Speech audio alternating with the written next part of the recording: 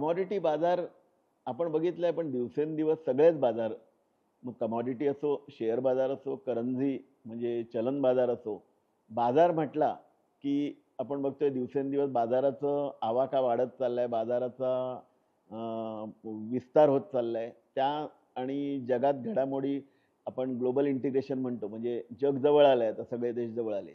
ह्याच्यामधनं ह्या व्यापाराला अधिक चालना मिळते.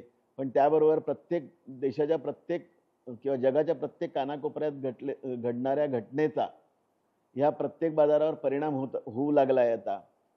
तर त्यामुळे काय झालंय, की बाजारात एक चढ उतारांचं प्रमाण वाढलंय आणि चढ उतारही खूप मोठे व्हायला लागलेत. म्हणजे ज्याला म्हणतात व्होलॅटिलिटी, प्राइस व्होलॅटिलिटी. हे जे चढ उतार व्हायला लागलेत, हे चढ उतार बाजाराच्या दृष्टीने किंवा त्या बाजारातले जे महत्त्वाचे सहभागीदार असतात, मग तो उत्पादक असो, प्रक्रियादार असो, आयातदार असो, निर्यातदार असो, यांच्या दृष्टीने घातक असतात. मग ह्या चढ उतारांपासून संरक्षण मिळण्यासाठीच मुळात हा वायदे बाजार फार महत्त्वाचा आहे. तर वायदे बाजार नसेल तर हे चढ उतार कदाचित जास्त असू शकतात, असं काही स्टडीजमधनं असं उघड झालंय. म्हणजे आपण बघितलं की टीका वायदे बाजारावर अशासाठी केली जाते की वायदे बाजारामुळे महागाई होते किंवा त्याच्यावर मुळे चढ उतार होतात.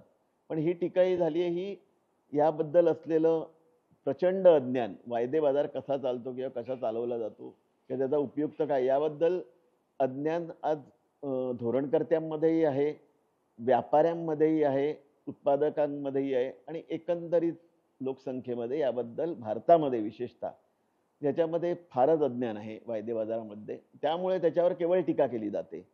परंतु 2-3 तरी निदान गेल्या 20 वर्षात झालेले 2-3 आपण मोठे रिपोर्ट बघितले. यामध्ये संसदीय समितीचा रिपोर्ट सुद्धा आहे.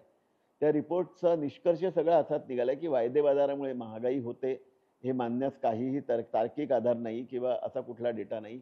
दुसरी गोष्ट म्हणजे वायदे बाजारामुळे व्होलॅटिलिटी मॅनेज करणं किंवा ही जी चढ उतार आहे त्याच्यावर नियंत्रण मिळवणं अधिक शक्य होतं. मात्र वायदे बाजार नसेल तिथे सट्टा अधिक खेळला जातो आणि तिथे किमतीमध्ये चढ उतार जास्त होतात.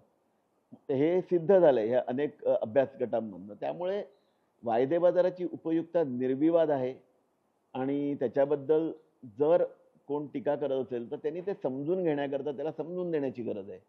एकंदरीत परिचय वायदे बाजाराबद्दल आणि त्याची माहिती ही जेवढी वाढेल तेवढं या बाजाराबद्दल सकारात्मकता निर्माण होईल आणि मग ती धोरणकर्त्यांपर्यंत परत पोहोचेल आणि एक व्हायब्रंट ॲग्रिकल्चरल फ्युचर्स मार्केट आपण म्हणतो, एक चांगल्या पद्धतीने विकसित झालेलं आधुनिक कृषी पणन व्यवस्था देशात निर्माण होईल.